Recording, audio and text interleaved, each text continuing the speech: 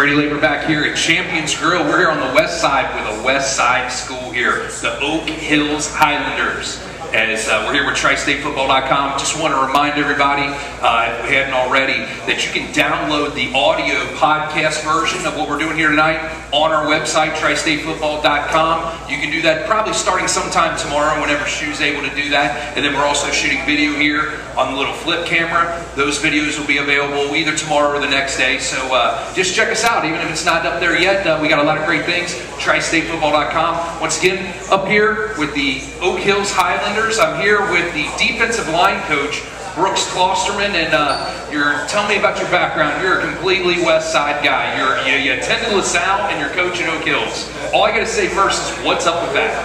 You know, I graduated, went to college. Actually went to Mount St. Joe, another west side school, and I did my student teaching at Oak Hills High School, and enjoyed myself, and ended up getting lucky enough to get a job in the district, and have been there ever since. Right, and of course, new coach coming on, Coach Scholes, Dan Scholes. He comes from the Kerry Combs coaching tree, so to speak. He's the third Kerry Combs assistant to become a head coach here in the GMC, man. Just kind of talk about Coach Scholes and what he brings to the table. Well, Coach Scholes is a very, very high energy guy. I mean, if you ever watch him on the sidelines or watch him at practice, high energy is probably the first thing that you're gonna think about when you think of Coach Scholes. And he's big on pushing our kids and setting really high standards and high expectations for our kids, and pushing them to get there, and help them get there to help our team succeed. So he's great, and he's just super high energy. Okay, now talk about the differences. What kind of changes you see out of Oak Hills structurally? You're the defensive line coach, so kind of just talk about your area of expertise on the defensive side of the ball and what he's trying to sell to the kids. Well, he's trying to sell a high-energy brand of defense where we're all running to the ball, we're hitting, we run fast, we hit hard, and we're bringing all 11 hats to the ball, and it's just 110% every play, and we're bringing a little attitude. We're trying to bring a little attitude to Oak Hills football, a little sense of a sense that we're here and we're going to play hard and we're going to do what we do. And I think the kids are really starting to buy in, and I think it's starting to show up in practice, and hopefully here soon when we get started in the season. Okay, first game is against Walnut Hills as part of the Crosstown Showdown. Obviously, that's the game that you guys have been worried about all summer long, because you have tunnel vision, you have all this time to prepare, and then you've got a whole 9 more games, and hopefully more. But let's focus in on Walnut Hills and how you see yourself against these guys, without giving away the game plan, because we've got some representatives here from Walnut Hills here tonight. Well, I think when you look at Walnut Hills, they were obviously a playoff team last year. They're a great team. They got a lot coming back. I think they're going to be a great challenge for us. We're real happy to open up the season against a team like that, a quality opponent. They're very, very well coached.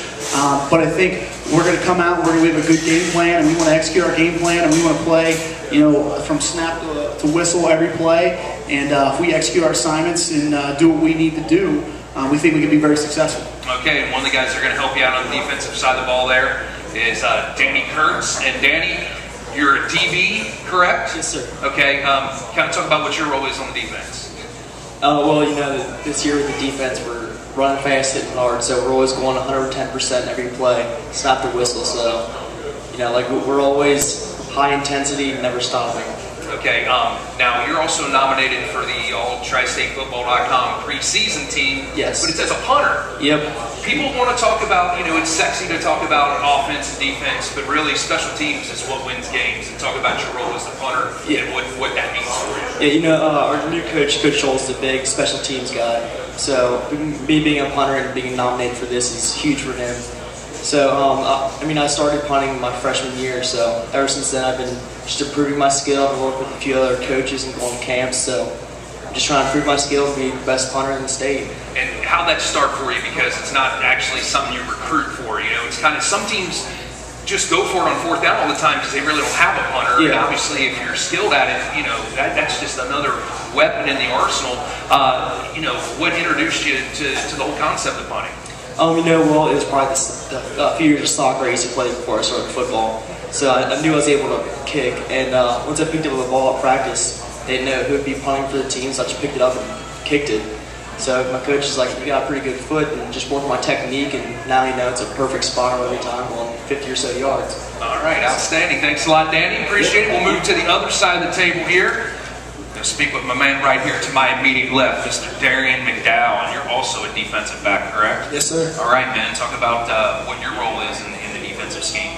Well, I'm playing a little bit of safety and corner. Go ahead up on your mouth, man. I'm going to play safety and corner. So it kind of depends on who we're playing, where I'll be at. And it's just kind of lead the DBs, help everybody out, make sure everybody's in the right coverage, and just run to the ball. Okay, kind of talk about if there like a culture change with a new head coach, and Coach Klosterman kind of talked about it earlier. Tell me from a player's perspective what it's like to be playing for a new coach. Well, it's way different than last year. Last year it was kind of, if you wanted to motivate yourself, then you were going to succeed. This year it's completely different. Everyone's motivated, everyone's ready to go, and everyone's finding it. Okay, outstanding, man. Take it down to the fellow next to you. That's Liam Selquist. Greg Shoemaker was just giving you a hard time. He was. How about your quarterbacking ability? Yes, sir. Okay, now it's your turn to review all of that stuff. Tell me about your skills and what you bring to the quarterback position. Well, we have a returning running back who ran for over 1,000 yards last year. One of the best ones in the city. Yes, sir. Mark Ruffin. Yes, sir. So a big part of our game plan is going to be getting the ball in his hands. But when I'm asked to throw, I'm asked to complete passes, I'm going to do my best to help this team win. Now, without giving away the game plan, because Walden Hills is here in the house, Coach comes in from the Coleraine system, which is triple option, which is obviously different than what you did last year. How much is he trying to install his own system? Is he trying to work with the parts he already has and make a mesh, or all or none of the above? Coach Scholes is more of a defensive guy, so he hasn't had too much of a say in the offense, but it is a different system than last year, and like I said, we just have to get the ball into Marcus' hands and let him make plays. I tell you what, it's pretty easy when you can do that, right? It is. I tell you what, and it'll make your job easier, and then Greg Absolutely. Shoemaker won't give you a hard time when we bring you out here for the postseason awards, right? Yes, sir. All right, Liam. Thanks for being a great sport, man. And let's send it down here, Mr. Zach. They told me how to say your name, man, but I'm gonna make you say it. Lieutenant? Lieutenant, yeah. Nice work, my man. What position you play for the Highlanders? D-line. D-line, so we got a bunch of defensive guys. Coach, was this on purpose? You gotta turn it on there. We pride ourselves on defense here, and so we brought some defensive guys to kind of show the priority that it is. Right, the mindset, obviously. Now, Zach, you were over there before. You kind of came up late here. They said you were cramping up, man. Has practice been that tough? Yeah. Or is the food here at Champions that good? It's pretty good, but practice is always tough because we always work hard and high intensity. Right. High intensity, that seems to be the theme here with Oak Hills. It obviously was probably high intensity last year, but kind of talk about that transition. As far as, how did you know what to expect with the new coaching staff coming in? Well, we just had to work ourselves into it, and we bought in, and the people who stayed is what the team we have now, and we're going to be a good team this year. And everybody better be ready. How did Coach Scholes kind of, get you guys to buy in? I mean, was it any kind of, motivational tactic? Was he selling you on, I can get you guys into the playoffs if you do what I say? I mean, what exactly what was his calling card? You had to show up every day, or he really didn't want you on the team. So the people who's actually wanted to play football came every day and motivated us to come, and his work ethic made our work ethic even better. So it just kind of rubbed off on you guys. Yeah. Outstanding. That's great. Ladies and gentlemen, we got the Oak Hills Highlanders in the house. Let's give them a big round of applause as they will take on Walden Hills, who we'll have coming up shortly, but not quite next. Coming up next is the Withrow Tigers right here, Champions Grille for tristatefootball.com.